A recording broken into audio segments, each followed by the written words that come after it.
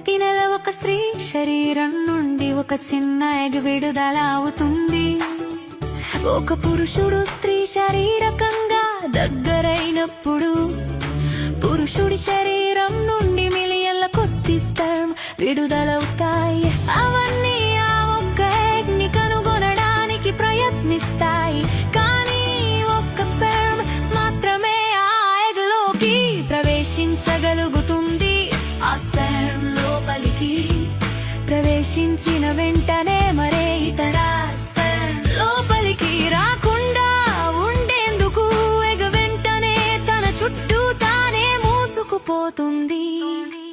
Egg లోపల sperm మరియు egg నుండి వచ్చిన DNA కలిసిపోతుంది. సరిగ్గా క్షణంలోనే ఫెర్టిలైజేషన్ జరుగుతుంది. ఇది శిశువు యొక్క ప్రారంభం. అప్పుడు ఫెర్టిలైజ్డ్ ఎగ్ గర్భాశయం వైపుకు ఫెలోపియన్ ట్యూబ్ గుండా ప్రయాణించడం ప్రారంభిస్తుంది. కొన్ని రోజుల తర్వాత ఎగ్ చిన్న కణాల సమూహంగా మారుతుంది.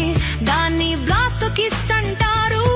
5 లేదా 6 రోజుల ప్రాంతంలో బ్లాస్టోకిస్ట్ తన చుట్టూ ఉన్న షెల్ నుండి బయటకు వచ్చి గర్భాశయం గోడకు అతుక్కుంటుంది. దీనిని ఇంప్లాంటేషన్ అంటారు. అప్పుడే శిశువు యొక్క అసలైన పెరుగుదల ప్రారంభమవుతుంది. 9 నుంచి 12 వారాల వరకు దానికి గుండె, మెదడు, వెన్నెముక, చేతులు, కాళ్ళు స్పష్టంగా ఏర్పడతాయి.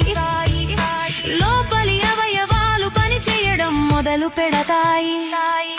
చివరికి దాదాపు 40 వారాలకు ఆ జీవం పూర్తిగా ఎదిగి పుట్టడానికి సిద్ధమవుతుంది.